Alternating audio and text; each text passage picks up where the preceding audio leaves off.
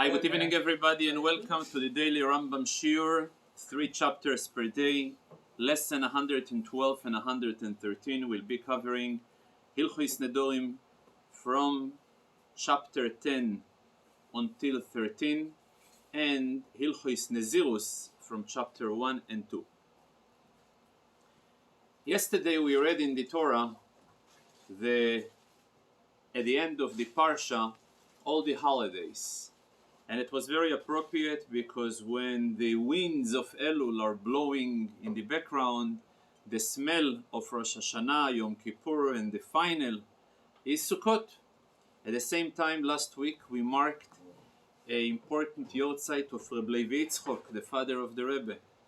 One of his famous sayings is relating to the Sukkah. It says about the Sukkah that what is Sukkah is all about, in order to be a shield, mizerem umimatar. A Sukkah should be protecting us from a stream and from a rain. He explains a beautiful explanation. The numerical value of zerem is 247. The numerical value of matar is 249. And both of them are problematic. Why are they problematic? Because both of them are exceeding, or because oversupply or undersupply, the number 248. 248 is the precise amount of positive commandments we are all committed to fulfill. So not only if we are fulfilling less is a problem, but when we are adding more is also a problem.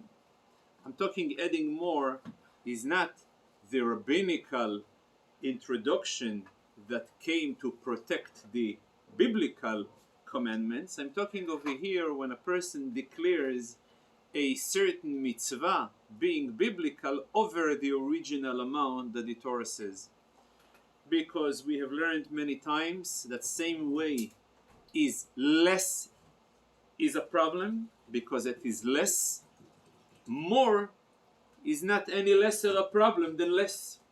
Because, for example, one of the greatest diseases that the generation suffers, such a horrible disease that even people referring to it in Yiddish, yene machle. What is the idea? Excessive cells.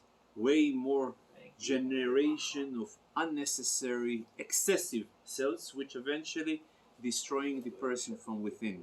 Once upon a time, the Rebbe explains that any cure in the physical world, or any disease in the physical world, comes to teach us that there is a similar disease in the spiritual world. And what is a similar disease of excess? When a person is over-centralizing himself, it's what we call in self-centered. It's a problem. When a person feels himself too much, it adds to all trouble that we see.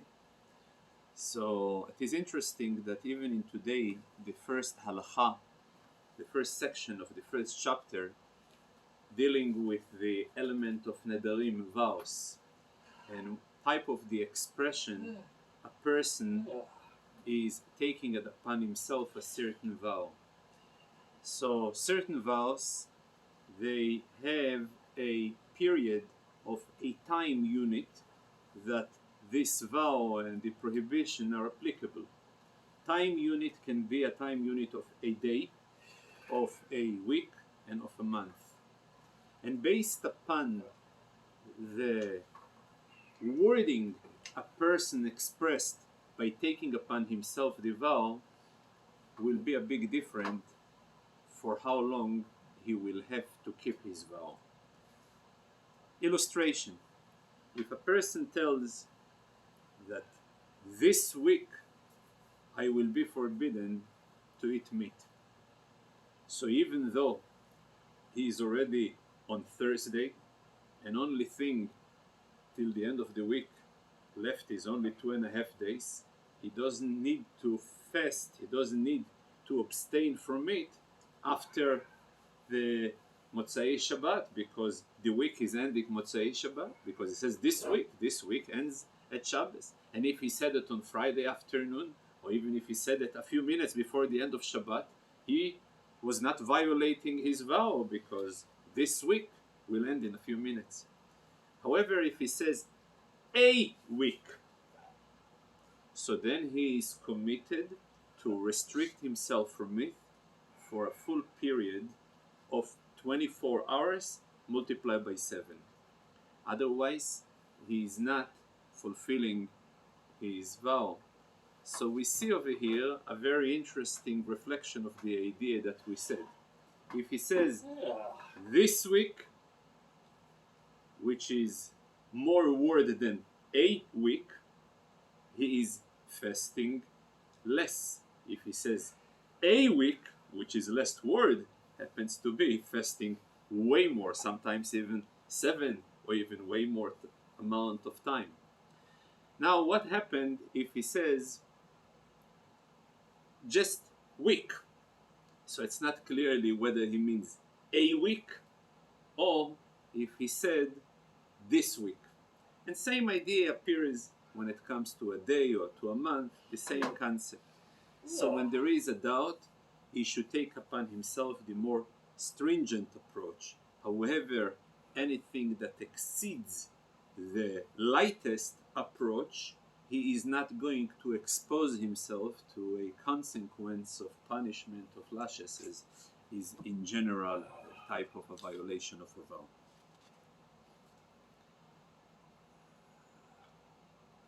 If a person takes upon himself a vow and he says, I will be forbidden to taste from that fruit until Passover. What does it mean? Until the beginning of Passover or until the end of Passover? And the answer is, if he says until, he means the beginning of Passover. If he specifies and he says until Pesach will take place, so then he means until the actual celebration and the Chol HaMoed and the other days attached to Pesach will be around, only then he is exempt. The Rambam helps also to define and make a distinction between certain things that they are kavua lo zman, there is a designated amount of time, and then there is an item that lo kavua lo zman. I'll give you an example.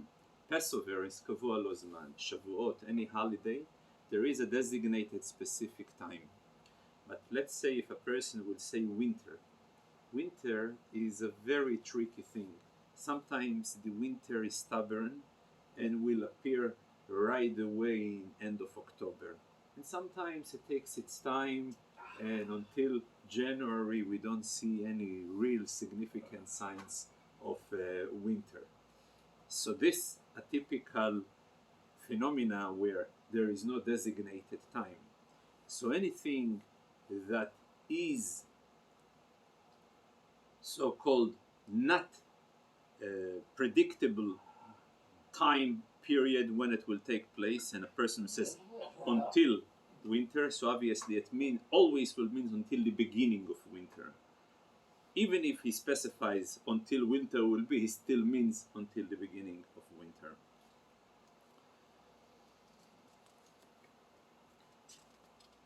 There is two types of a scenario, we spoke many times, when a person attaches the vow to a condition. And sometimes there is two types of a linkage between the vow, the action, and the condition that yields the action. Illustration number 1. He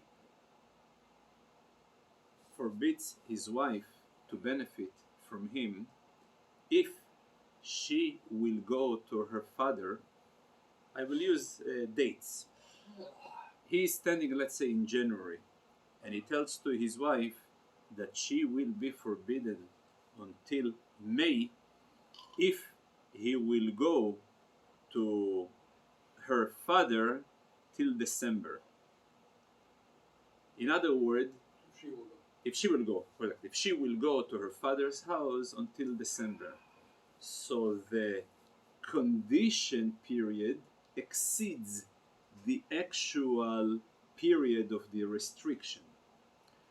So even if already May has reached, and therefore seemingly the period of his restriction is already expired, nevertheless she should not go to her father's house till December, because if she will go, then retroactively will be turning around, in case she benefited from him at that time, it will retroactive put her action into a mode of prohibition. So this is an interesting phenomena where the condition time exceeds the actual restriction period. If it goes the opposite, if a person told her that you will be restricted until December if you will go to your father's house until May, so then she is not allowed to go. And if she actually went to her father's house before May, then obviously it is a violation. But after May have reached, she would be allowed to go to her father's house because the condition period has already expired. Yesterday, we have all been exposed to the weekly video of the Rebbe where he lashes out and criticizes some aspects of the so-called progressive culture that tends to glorify the youth and in a way demonize or at least disrespect the elderly to such an extent that it was such a popular thing to place and to stack the elderly into a nursing home and to make a big favor to visit them for 5 minutes once a month or once a week and feel that he does the greatest sacrifice. Even further than this, such ungratefulness in the corporate world where people taking their time to train, to teach, to bring in the youth into the secrets and into the tricks of the business, and when they're getting a little bit elderly, they placing the senior CEO in a corner, and they're making him a favor that they're allowing him to appear in the office once a month, and they're asking him advice and doing exactly the opposite, and so on and so forth, where Judaism, the opposite, gives respect to the elderly, gives honor to the person who have accumulated experience in years and maturity, and we're always looking for the elderly, for the guide, for advice.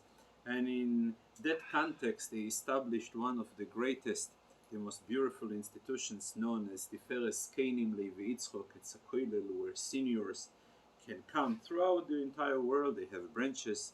They come, they can learn, they can socialize, they can even share of their life, their history, their experience. And the culture that managed to sustain for so long is the culture of Judaism, where always the elderly were in the center of guidance and attention and so forth and so on. I was thinking about it today when I've learned the second chapter of the Rambam of today that deals about interesting phenomena in the context of Nedarim, of vows, where contrary to all the rules of Torah, that typically a person is liable only when he reaches by male the age of 13 and by female the age of 12. So when it comes to Nedarim, to vows, there is one exception, that even when a child reaches, a boy reaches the age of 12 and the girl reaches the age of 11, they are being defined as a muflo hasamuch leish. Muflo is an individual who's capable to take upon himself vow and make binding and legal contribution, samuch, that he is approximate, that he is close to leish. And for that reason, we are inspecting their level of maturity. If it turns out to be positive, so whatever they're taking upon themselves is binding, though that they will be exempt from any punishment if they have been violating, but nevertheless, if, for example, they have contributed an item to Hekdesh, they said this animal belongs to Hekdesh, and someone else went ahead and benefited from this animal, he is being liable since he has been embezzling the property of Hekdesh. Although that the entire definition and status of Hekdesh was based on the verbalization of a minor, but nevertheless, in that particular context of Nedarim, a minor above the age of 12 by male and above the age of 11 by female has a full-fledged binding ability to turn and to upgrade a status from Chulin into Hekdesh. The original place in the Torah where it is introduced the concept of vow is in Parshas Matos. Over there, the text is dealing with a female which is called a Nairo. A Nairo, as we spoke many times, is a reference to a girl who is already mature and she is considered to be an adult. However, between the period of 12 until 12 and a half, her halachic definition is a Nairo. If she happens to be engaged, and she takes upon herself a vow, so the only way that her vow will be annulled and void is only if her father and her fiancé or her husband will mutually going to go and cancel it. If only one of them were canceling without the participation of the other, so her neder, her vow, is still binding and committing. So the only way for her to release herself from her vow and the time when she is engaged to a husband is by mutual hafor. It must take place within a period of the day that they heard. So for example, how long the period is, it all depends how close it is to the time of Hashecho, when it turns to be dark. Sometimes, if for example a girl took upon herself a vow and it came to the attention of her parents right now, this time right before Shkia, so basically the time period when her father and her husband are able to cancel the Nedarim is a period of less than an hour, half an hour. If she have took it, let's say, last night after it was dark, so then the period of time is almost 24 hours and sometimes even more. So it all depends. So the idea is when, as long as they hear it in the same day, if they heard and they didn't took the initiative to go ahead and cancel it, so the vow remains strong and binding.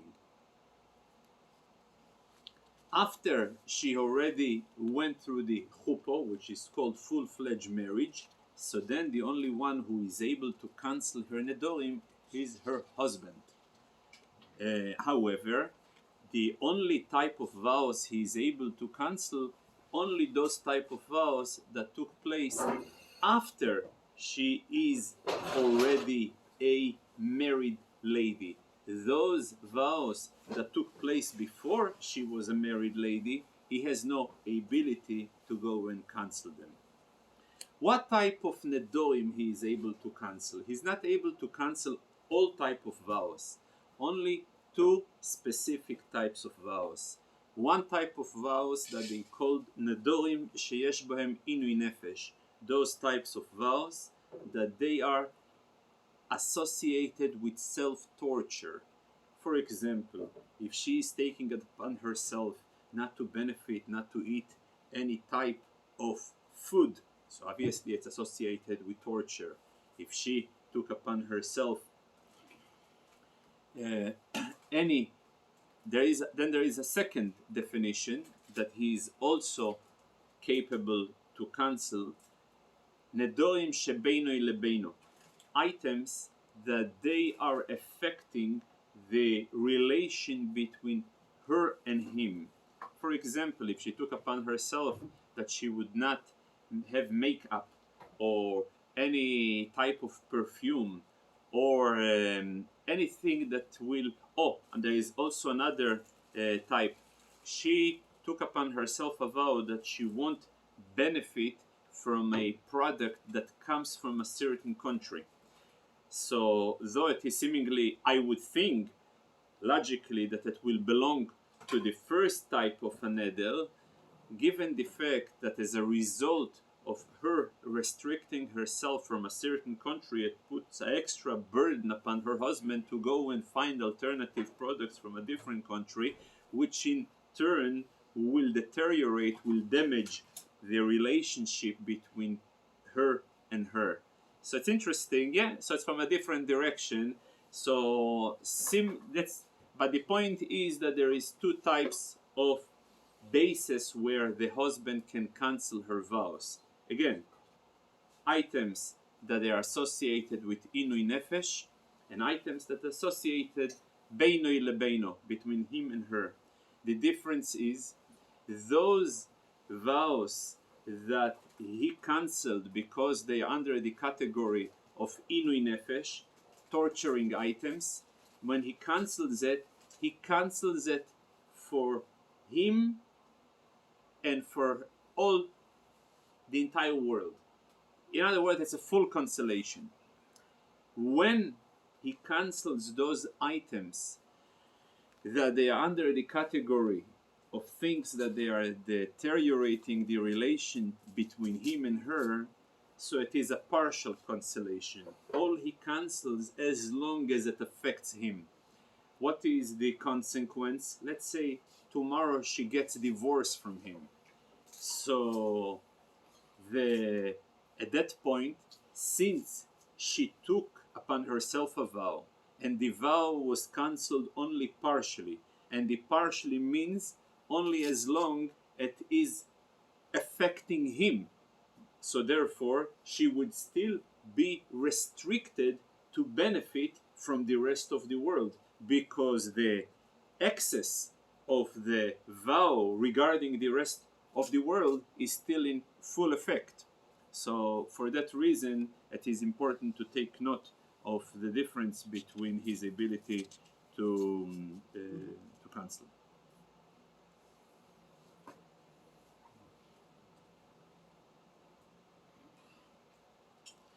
There is two interesting scenarios. Sometimes a girl who is right now engaged and she was not aware that her father and her husband have cancelled it. She is under the impression that it was not cancelled, but it was already cancelled. And she went ahead and she violated her vow, despite the fact that she had the wrong intention. Nevertheless, since in reality it was already a cancelled vow, though she was not aware of it, she is not liable for the consequences. And in the Torah it is written the word V'Hashem yislach lo. God will forgive her for the wrong intention, since her action was actually right, since in reality her husband and her father have cancelled the vow. On the other hand, if, for example, they have cancelled after she has already violated her vow, so then she is liable and she is exposed to the punishment. And this is what we call timing is everything. If you are violating something, it's important to know when the violation took place. That's basically lesson number 112, and right now we will start lesson 113 that basically concludes the rules of Nedarim and starts the first two chapters of Hilchos Nezirus. Nezirus Everybody heard about the term Nezirites, but how to become a Jewish Nezirite, we will cover it in the upcoming chapter. So first of all, in the last chapter of Hilchos Nedarim, he covers the language the father must use when he is canceling the neder of his daughter, when she is an ayah, or him and her husband when she is an aruso, or when her husband when she is an esua. It is very important to understand the critical difference between a HaTorah's releasing of nedorim that are being done by the three hediotos or by the one mumche, as we have learned right now, and what is the haforas nedorim. Both of them, they are mechanisms. They are similar mechanisms. The mechanisms is that there is currently a vow, a binding vow. Any violation of the binding vow faces consequences. However, in both of them, there is mechanisms to design to remove the liability. In that results, they are both equal. Both of them are designed to remove the liability from the person who took the vow. However, the way the mechanism is working is different, and soon we're going to see the implication from the difference. When there is a typical HaTorah's nedorim,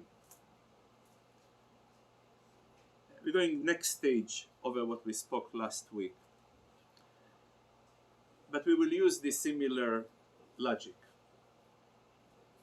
When a person who took a vow goes to the rabbi and the rabbi introduces him with a question, had you been aware that right now situation that has born and occurred yet, had you been aware at the time of the neder that it will develop, would you still be noider? And if he answers, no, I would not be noider. So within the system, what the Chochom is doing, what the wise man is doing, is retroactively he's nullifying those nedorim, and from now on he is muto. The point, he must go through the system, but the point of the system is in order to reveal retroactively that it is null and void. When a father or a husband are canceling the nedorim, they are not given the authority to retroactively go and null and void and prove that they were not really done with the proper. No, they've done properly. However, the Torah extended special powers for them to remove it right now. And there is two differences. First of all, in the language that they are using in order to cancel the neder, which language will be acceptable, which language are not. For example, when a father says to the daughter that this neder, the vow, is cancelled, if it's going to be broken, that's fine.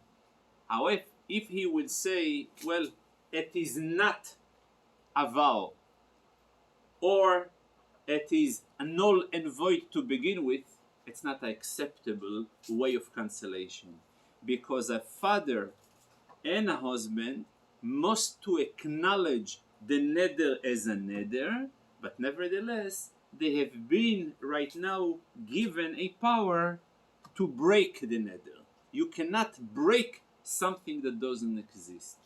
Where by a rabbis, that's exactly their point, to reveal that nothing existed over here. By the Chochom, his point is to reveal to nothing exists. By the point of the father is to acknowledge that something exists, but a power to break the existence that exists were given to him. Now we'll see another difference. If, for example, a girl took upon herself, a human being, I will abstain myself from the dates and from the figs, and he went to the rabbi. So although the rabbi targeted the hetel only towards the date, but nevertheless the figs are cancelled as well. Why? Because neder shehutar mikzoso yuhutar kuloi. Because when it's hutar, when it goes through the system of the rabbis, it's uprooted entirely. However, when she made the same neder and she said, I am abstaining myself from figs and dates, and her father or her husband were the one who were cancelling her neder. So if they have cancelled only from the figs, she is still committed to preserve the vow that she made to the dates. Because when it comes to haforo, I don't say since partially it was broken, so therefore entirely it's broken. So this is two examples where you see the difference between hatoro, release, or haforo, a breaking of an neder. There is a possibility for the father to cancel, not necessarily by verbalizing, but simply by action. For example, if she took upon herself not to eat, let's say, bananas, he forces her in the fruits and puts her in her mouth. So the point is that it can be done by the father, not necessarily only by saying muforloch, but also by exercising action. As we said before, since the expiry time for the father or the husband to do it within the period of the day, of a day, and at the end of the day is no more chances. So even on Shabbos, for that reason, if she took upon herself and it turns to be Shabbos, I will go ahead and cancel the Nedarim on Shabbos, even though the Nedarim is not Letzorech HaShabbos, even though it's not for the sake of Shabbos.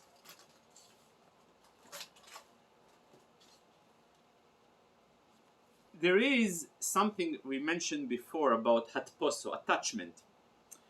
Attachment is that a person can commit himself to a vow, not necessarily by verbalizing the entire passage of taking upon himself a vow, but if he heard another person takes a vow and he says, and I am as well, me too, and the third person says, me too, so hatposo, attachment, works in Nedarim.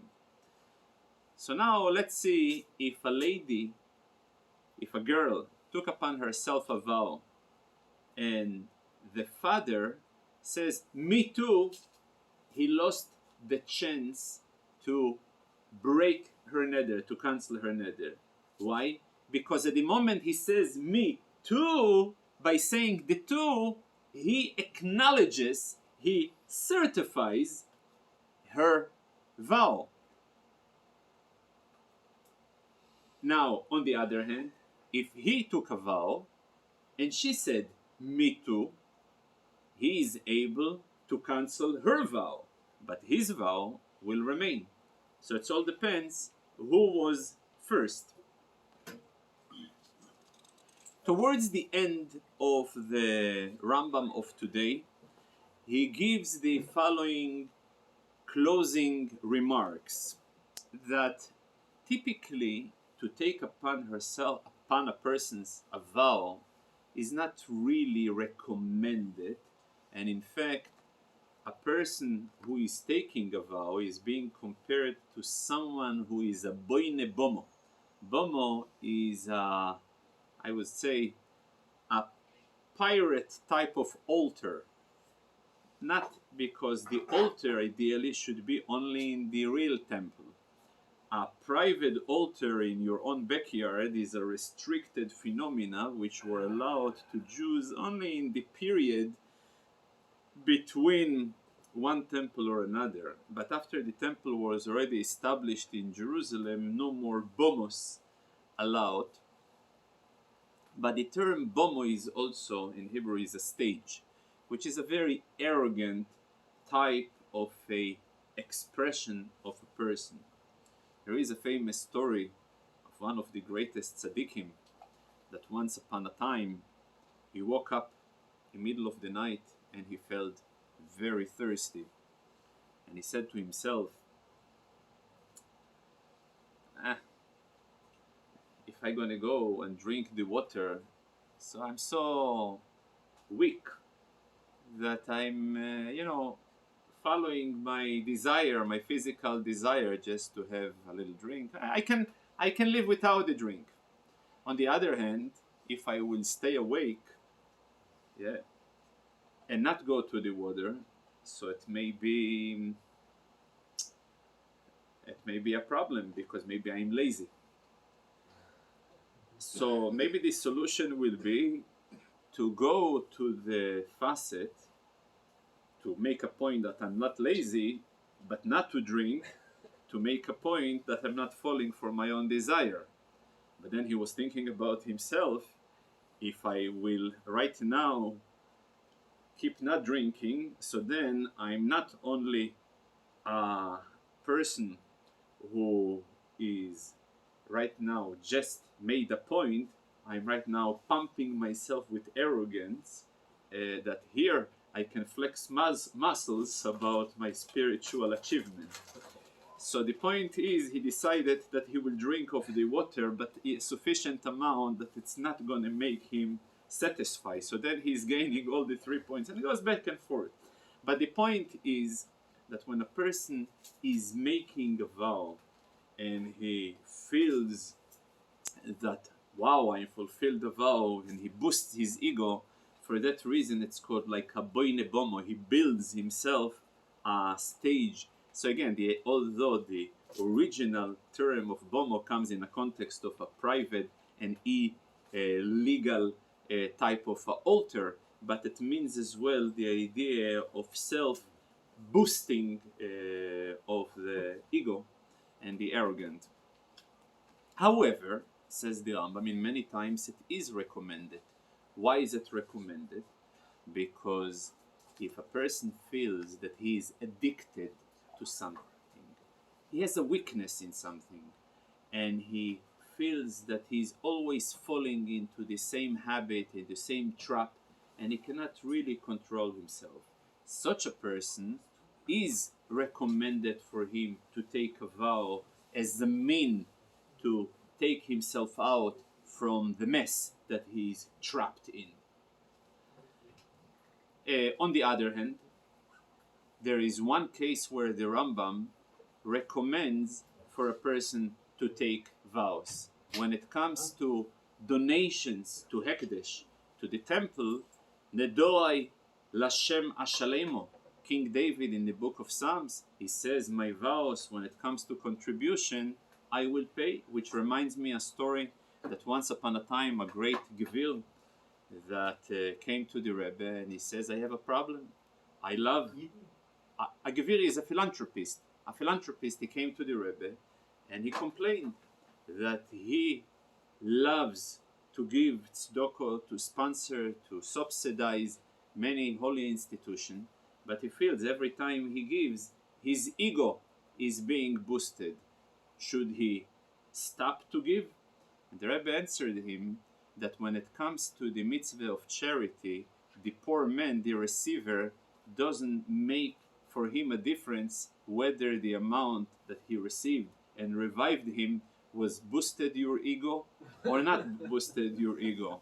So why should the poor man be suffering from your effort right now to refine and become a humble person? So then your humility becomes over here a damaging factor for the poor man. So for that reason, when it comes to tzedakah, and it comes even not necessarily even at tzedoko gashmis, even at tzedoko ruchnis. There is a famous vote that one of the Hasidim of the Mittel Rebbe came and he complained to him that when he is giving over the words of Hasidus in the little towns, he gets an ego boost, ego trip from it.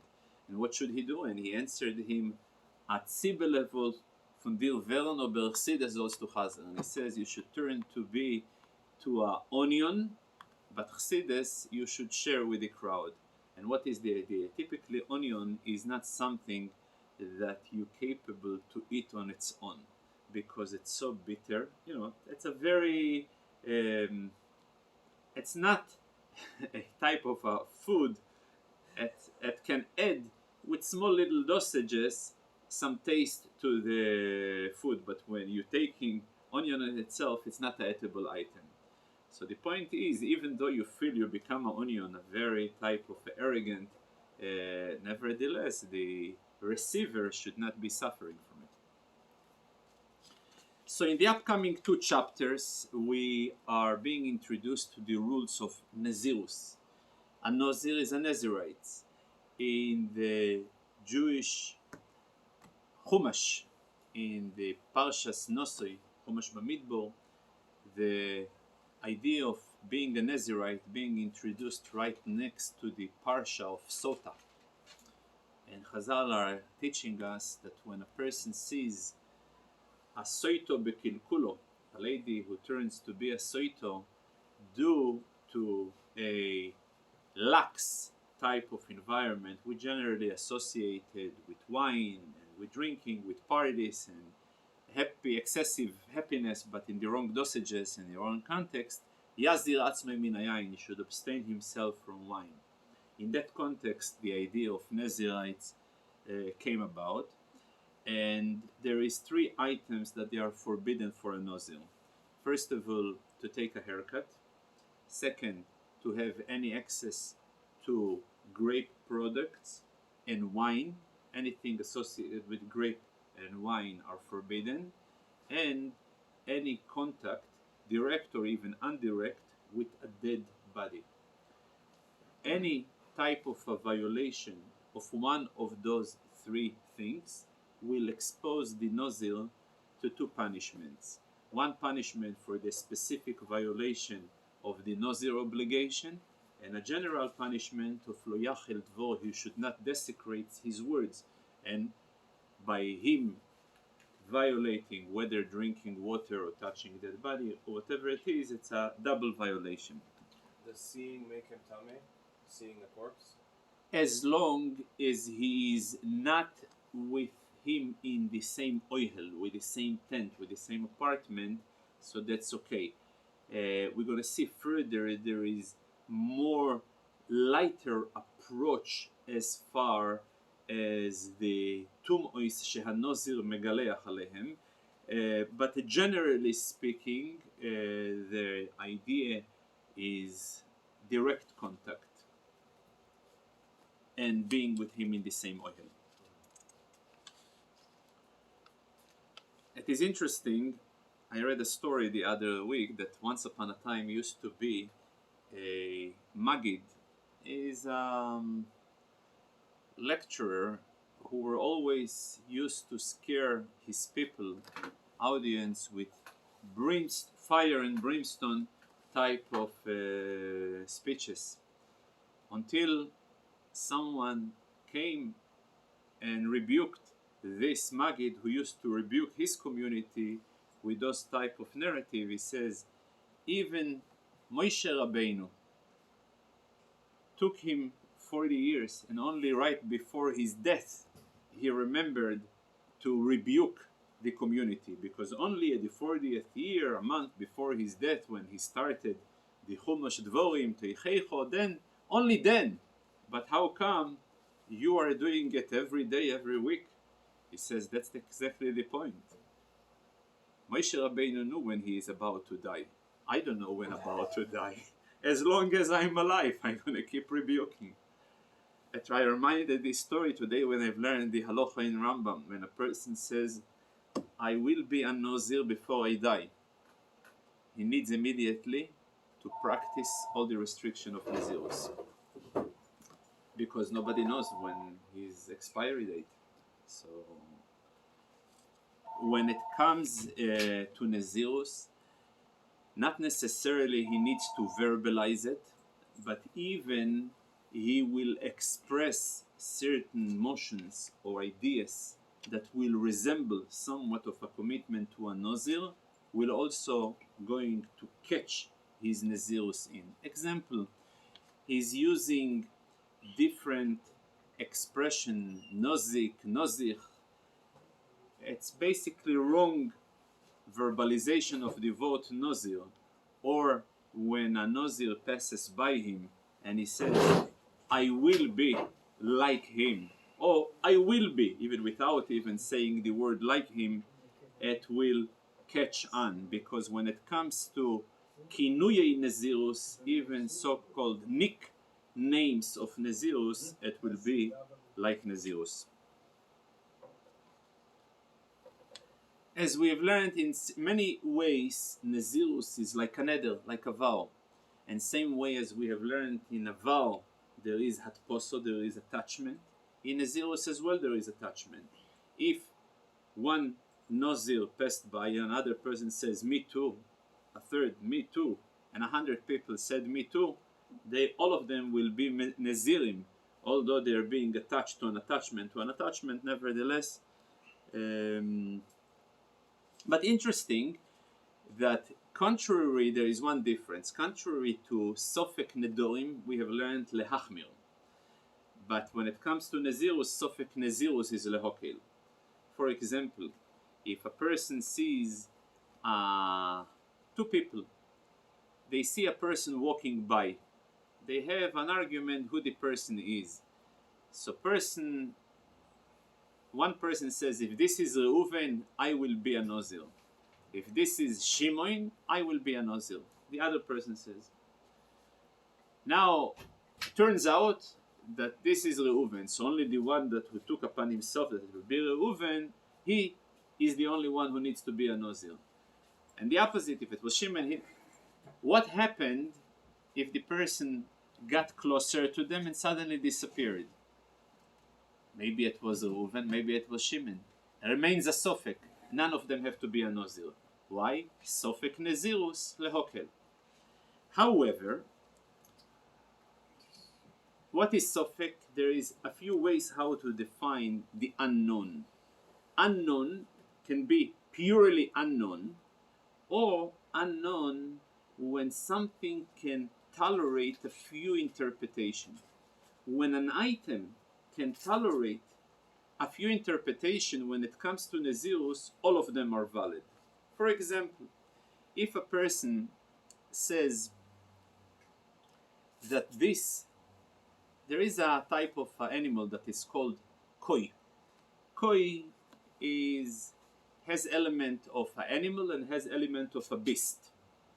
And therefore, if somebody says, I will be a Nazir if this is a beast, and the other one says, I will be a Nazir if this one is an animal, and another person says, I will be a Nazir if this one is not a beast and not an animal, and the fourth person says, I will be a Nazir if this is a beast and an animal.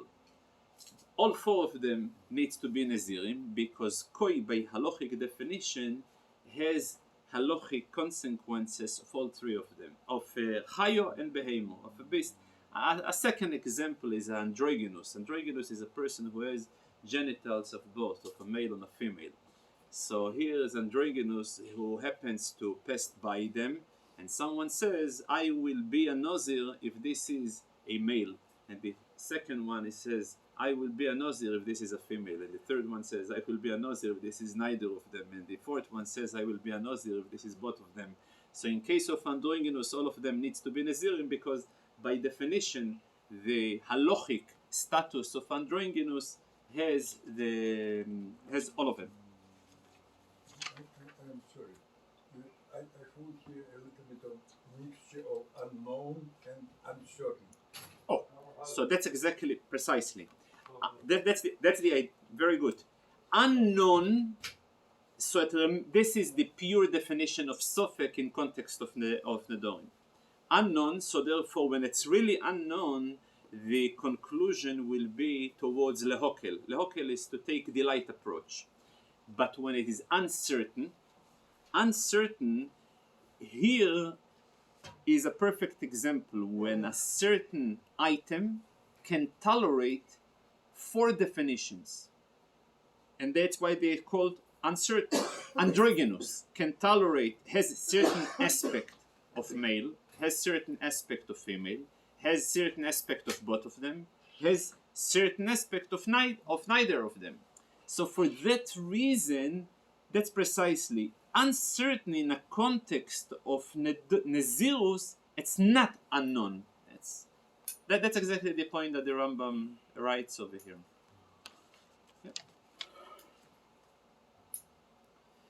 The age of Nezirut is the same age of Nedarim, as we have learned that even a child, a minor, male from 12 and female from 11, can take upon themselves to become a Nozir. Further than this, even the son were not really verbalizing, the boy or the girl were not really verbalizing. Their father took on their behalf that they will be Nazirites. And all they have done, they remain silent. So their silence speaks volumes. And their volumes that it speaks is a full consent halachically to the declaration of their father. So in other words, a father declares that this boy who is 12 years old or this girl who is 11 years old, they will be Nazirites, and they are attending while he declares the declaration, and they are silent. So their silence is being interpreted as consent. Obviously, if they are protesting, so then the protest will be accepted. But as long as the silent is considered as they have took it upon themselves. Nazirites can be done also by female. Not only male can be a Nazirite, female as well. Even slaves can take upon themselves Nazirites, subject that their master agrees. If the master doesn't agree, then it's not catching in. It's not effective. However, when it comes to those vows that are associated with Inui Nefesh, self-torturing, so then the master doesn't need to agree. It doesn't take effect to begin with. But generally, by avodim, it needs to be a master consent. Nezirites is effective also today. In a sense, today a person can be a Nozir, and in a more severe way than in the times of the temple. The reason is because at the temple, the fact that we had a temple and we had the ability to bring the offerings which celebrated the termination of his Nezirus period. When the period of the Nezirus ended, terminated, the offerings were the way to mark it, to celebrate it. Today we don't have a temple.